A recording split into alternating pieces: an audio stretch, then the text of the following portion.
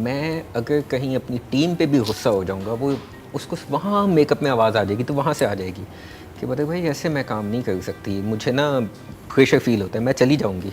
अच्छा अच्छा, ये गुस्से भी होते हैं? आप गुस्से में गुस्से भी होते हैं? ये मेरी बात मुझे नहीं, मुझे 100 दिन में कोई 2 दिन आता है गुस्सा, अच्छा, लेकिन बहुत मुझे कम। गुस्सा आता है बड़ा लंबा आता है, अच्छा, लंबा। जल्दी जाता नहीं है। फिर क्या कहा उसने कि मैं काम नहीं करूंगी ऐसे? मतलब वो एक मजाक में वो कहती है कि आपने चीखना नहीं है, मुझसे ना चीखने में नहीं होता है काम। तो हानिया जिस दिन सेट पे होती है उस दिन मज़ा आता है, कुछ ना कुछ इसकी एक्टिविटी लगी होती है। कोई एक एक्टिविटी बता दें, फिर हम हानिया आमिर को डिस्कस करते हैं जो आपको याद हो। कभी मैं कभी तुम, मैं तो इतना आदी हो गया हूँ कि अब उसकी एक्टिविटीज़ याद भी नहीं होती हैं कि कोई स्पेशली उसने कुछ अलग से किया हो तो मैं आपको सुनाऊँ। कुछ ना कुछ होता रहता है, वो बोलती रहती है, रूटीन है वो उसका। ऑलवेज हैप्पी माशाल्लाह। नादिया, हानिया आमिर, शर्जीना। हाय शर्जीना इस दफ़ा इतना बुरा रोई है ना। एक तो उसकी कन्फ्रंटेशन, जिस तरह उसने कन्फ्रंट किया मुस्तफ़ा को, बहुत ज़बरदस्त था। अच्छा, बैंगन का मसला नहीं था। फिर बता दो, बैंगन की वजह से शर्जीना बीमार नहीं हुई, हॉस्पिटल नहीं आई, उसको हुआ क्या है? क्यों गई? देखें, ब्लड प्रेशर, ये एपिसोड में देखेंगे ब्लड ना। प्रेशर। इस दफ़ा 2 लोगों को हाई ब्लड प्रेशर है, दोनों के देखिए No, कितना she's मसला having a हुआ है। miscarriage. जब पत्तों का भी उसमें हाई ब्लड प्रेशर, इसमें भी इसको ब्लड प्रेशर का डॉक्टर ने कहा था कि She's आपका had हाई children. है। I don't have children. I'm telling you, she's having a miscarriage. अल्लाह खैर करे, मिसकैरेज में No, he's not going to tell you. I'm telling you. And maybe not. Maybe I not. hope not. Maybe I she'll be hope bed not. rest. But I have a feeling it's going to be. Meaning she might not lose. नहीं, मुझे तो उसका जो रोना और बहुत ज़्यादा रोना और परेशान होना, अब जहाँ नहीं भी डायलॉग्स हैं, हर एक्सप्रेशंस आर अमेजिंग। इस एपिसोड में बड़ा फोकस था, उसने अपनी तन्हाई दिखाई है, अपनी बेबसी दिखाई है। और जब वो हॉस्पिटल गई है और वापस आई है, ठीक है, और वो लड़ना नहीं चाहती। सबसे प्यारी बात शर्जीना कि लड़ना नहीं फजूल चाहती जब तक उसकी बस ना हो जाए, और वो अवॉइड कर रही है। हाँ, मेरी गलती है, मेरे बच्चे का मसला है, हम लोग की गलती है, आई एम सॉरी। जब उसको वो हॉस्पिटल नहीं लेके गया, और वो जिस तरह वो नोट्स लगा रही है, मैंने आगे प्रोमो में देखा, फिर वो नोट्स पढ़ेगा मुस्तफ़ा। उसके तो टाइम ही नहीं कि वो नोट्स उसके पढ़े, तो सारी कम्युनिकेशन तो नोट्स से हो रही है। वो लगा के जाती है, वो पढ़ ही नहीं रहा। No, but she's no. This has happened in the episode. या ना, this is happening now. Happened. This happened. उसने लगाए हैं जो वो नोट्स, मुझे इतना दुख हो रहा है कि वो उसने पढ़ा ही नहीं। Numbers. But it's just beautiful, she is a 10। सबको सुनाना है। मुझे लगता है कि अब रुबाब ने ठीक ठाक एक्सपोज करना है अदील को। अदील की आ गई है शामत, उसका आ गया एंड, उसको नहीं पता। और नताशा का जो इयरिंग जिस तरह से मिला है, अब उसने खुद गिराया था या गिर गया था पता नहीं, मासूमा होती तो गिरा के आती। लेकिन बहरहाल उसका इयरिंग मिल गया है, तो वो तो, और मुझे उसकी वो लाइन इतनी उस पर दुख हुआ कि यार पैसों का फ्रॉड होता मैं माफ़ कर देती। तो इसका मतलब उसने छोड़ना नहीं था अदील को। ये इयरिंग वो वजह बनी है कि उसने कहा अब तो नहीं, मैंने बस इनफिडेलिटी है, इसने चीट किया है, अब जो है ना ये मैं इसको एंड तक ही लेके जाऊंगी। और दुख की बात है कि माँ बाप भी वहाँ होंगे, वो भी विटनेस करेंगे, उनको भी इनविटेशन आया है। तो वो एक मेरे लिए बहुत, मतलब दोनों ट्रैक्स के इस वक्त आप सोचिए कि वहाँ पहुँच गया कि हमें दोनों का एक इंतज़ार है, अब क्या होगा, अब क्या होना है इनके साथ। तो एक ये इस तरफ, और दूसरी तरफ बेचारी शर्जीना हॉस्पिटल पहुंच गई, शी इज़ नॉट वेल। और वो जो सीन था आपने जो बनाया है, जिसमें जो मेरा बड़ा फेवरेट है, उसमें मैं रोई भी हूँ, कि पूरा घर है और उसमें शर्जीना की रोने की आवाज़ गूंज रही। वो घर जिसमें कुछ नहीं था, वहाँ फर्नीचर भी है, बड़ा प्यारा वॉलपेपर आ गया खूबसूरत सा, लेकिन उसमें शर्जीना अकेली ऐसे रो रही है, मुस्तफ़ा इज़ नॉट देयर। तो बड़ा पेनफुल था इसको देखना, बट दोनों एपिसोड्स में बड़ा इम्पैक्ट और बहुत मज़े के थे। एज टॉक्सिक कुछ ना कुछ कंटेंट जिससे आग लग जाती है, और मैंने बड़े ड्रामों में देखा, बड़े राइटर्स में देखा, दुख हुआ। इस पूरे सीरियल में एक लाइन नहीं थी, and I am very honest, मैं तो बोल देती हूँ स्ट्रेट फॉरवर्ड, आपको पता है कि यार ये लाइन का क्या मतलब है। ढूंढ लें, मजाल एक ऐसी लाइन मिल जाए जिससे आपको दुख हो, जो ऑफेंसिव हो, जिसमें हो कि यार ये नहीं कहना चाहिए था। इवन ड्रामेटिक लाइसेंस के लिए भी, जिस तरह नूरजहां में कुछ लाइन थी, तकलीफ तो हुई ना, लेकिन उसका लॉजिक था। बट ठीक है जी, बेटी क्यों, अगर बेटी पैदा हुई तो सर झुक जाएगा, इसमें ऐसा कहीं नहीं है। कि इवन के कोई जो बुरे कैरेक्टर्स भी हैं, कुछ ऐसा नहीं बोल रहे कि आपको आग लगे, आग लगने वाली कहीं भी एक भी लाइन ऐसी नहीं थी, ना ज़दपत्तों के मन में, ना इसमें। तो इट इज़ पॉसिबल, अच्छे लिखने वाले हों तो ऐसा स्क्रिप्ट लिख सकते हैं। And coming back to these episodes, आग लगी है लेकिन वो डिफरेंट तरह की लगी है। कि बड़ी दुख वाली लाइन्स थी, मुस्तफ़ा का ऐसा कहना, अब उसका लॉजिक भी है कि वो बच्चे को देखो ना, हम फैमिली प्लानिंग की जब बात कर रहे हैं तो वो उसका टाइम नहीं है, उसको कह रहा है प्लान करना चाहिए था, माँ तुम अकेली नहीं बन रही, मैं भी बाप बन रहा हूँ। और जब उसको तब के कहती है कि ना तुम्हें नहीं चाहिए बच्चा, कह दो हाँ नहीं चाहिए बच्चा। That was so painful. मुझे लगा सब मुझे किसी ने केक मारी पेट में, ऐसे आपको हिट करता है वो जुमला, बिकॉज किसी भी औरत के लिए सुनना अपने हस्बैंड से कि मुझे बच्चा नहीं चाहिए, वेरी पेनफुल। तो उसने कह दिया, वो ऐसी ऐसी चीज़ें बोल रहा है जिससे शदीद तकलीफ हो रही है। लोग नाराज़ भी है मुस्तफ़ा से, शजीना से भी कुछ लोग नाराज़ हैं, पता कि इसको क्या हो गया है, ये समझ क्यों नहीं रही उसकी सिचुएशन पे। लेकिन इस दफ़ा मुझे मुस्तफ़ा से ये इख्तलाफ था राइटिंग में, इख्तलाफ भी नहीं, बस एज अ कैरेक्टर उसको टेक्स्ट तो कर दो यार, मना, वो कह रही है मना लो, मना ही नहीं रहा, फ़ोन नहीं कर रहा, फारिग भी बैठा है तो बात नहीं कर रहा, ये क्या हुआ, इतना गैप कैसे आ गया। मुझे उसमें नादिया जो एक चीज़ इंटरेस्टिंग थी ना, कुछ लोग वेट करते हैं कि हम जब किसी को मनाएंगे तो हमारे पास ये चीज़ होनी चाहिए, तो एक ज़्यादा जैसे वो कहता है कि जब मुझे यहाँ से इतने पैसे मिलेंगे, मेरी डील डन हो जाएगी, मैं फिर उसे मनाऊंगा ताकि वो खुशी ज़्यादा हो। आपका क्या ख्याल है?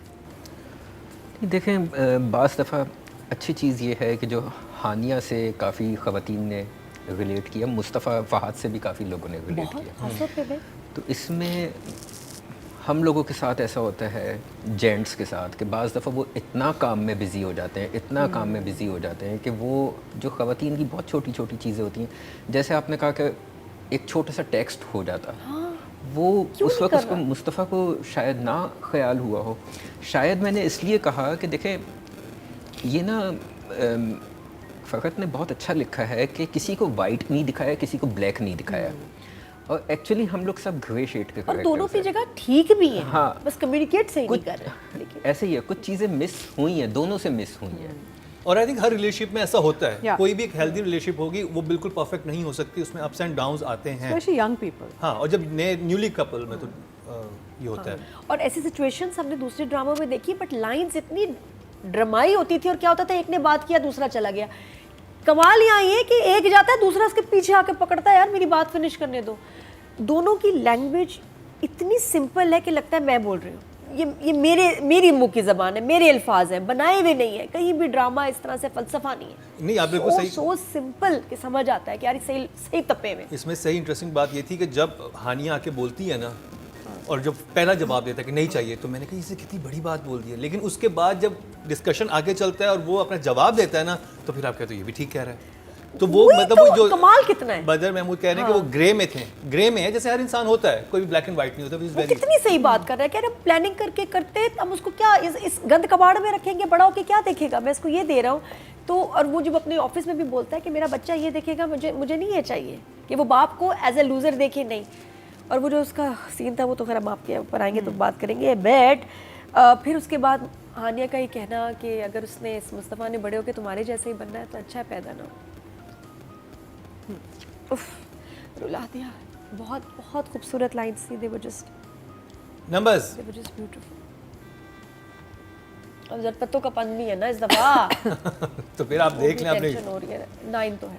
बदर साहब का काम कैसा लगा आपको? हाय बदर का इस 2 ये भी आगे हम और अच्छा, मजीद एक और जगह गाहे बगाहे टॉर्चर करते रहेंगे। मुझे कितनी प्यारी लाइन लगी जो पहले मैं नहीं मेंशन की, जावेद शेख की इतनी अच्छी इनकी लाइन थी कि रिटायर्ड और बीमार शौहर की बीवी के आगे उसकी कोई इज्जत नहीं होती। रिटायर्ड या बीमार शौहर की उसकी बीवी के आगे कोई इज्जत नहीं होती। And the way he was saying it, अच्छा बुशरा जी के आपने शूट बड़ा प्यारा किया वहाँ कि वो उनको फेस नहीं कर रही, उनके एक्सप्रेशंस, और उसी पीछे उनकी वो कन्वर्सेशन विद द डॉटर के घर तो बिक गया, तुम्हारी माँ ने कहा, मैंने बेच दिया, चला गया, हो गया, आ गए बहू के पड़े हुए दर पे, घर पे पड़े जलील हो रहे हैं।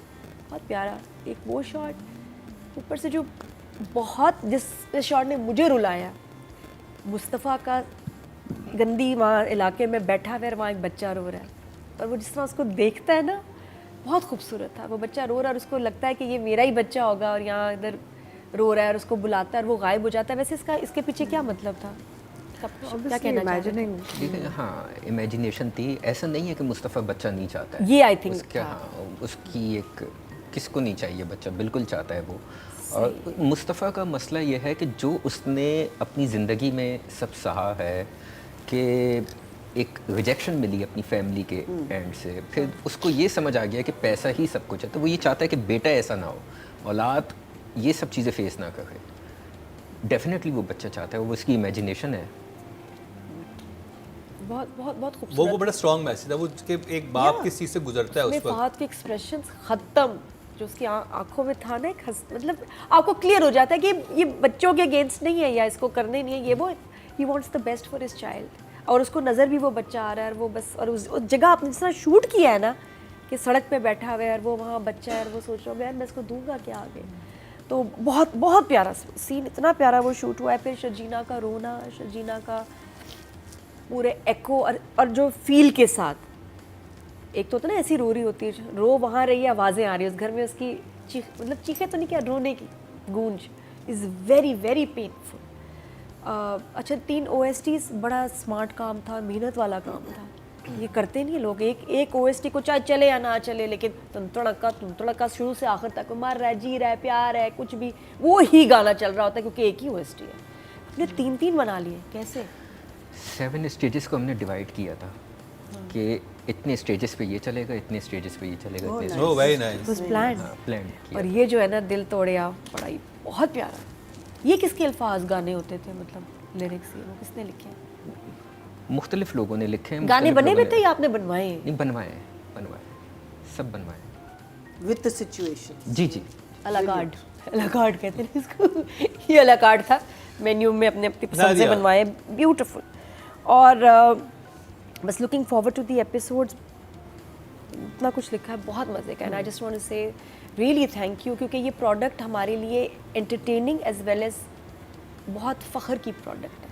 इतना मज़ा आ रहा है, इतना अच्छा you लग so रहा है इसको देख के। Thank you so much and बदर इज़ अ 10। मैया जी Viewers को के दरमियान में मौत आए ना आए, नादिया खान जरूर आ चुकी है। मैं तो बीच में बैठी हुई होगी, इंशाल्लाह आखिरी एपिसोड में सिनेमा में आप भी आइएगा हमें देखने।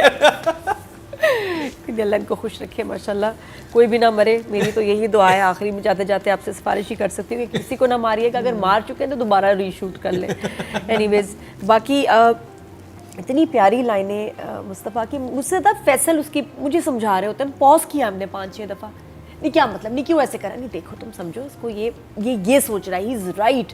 तो एज अ मैंस पर्सपेक्टिव मुझे फैसल इस तरह समझा रहे थे, मुझे लगा हाँ यार लॉजिक तो है, ये इसलिए ऐसे कर रहा है। लेकिन बड़ी प्यारी लाइंस विद इमोशंस कि तुम्हारा बच्चा, तुम माँ हो, मैं भी तो उसका बाप हूँ और ये हालात है हमारे बच्चे रखने के, मेहनत कर रहा हूँ और करूँगा, the way he says it.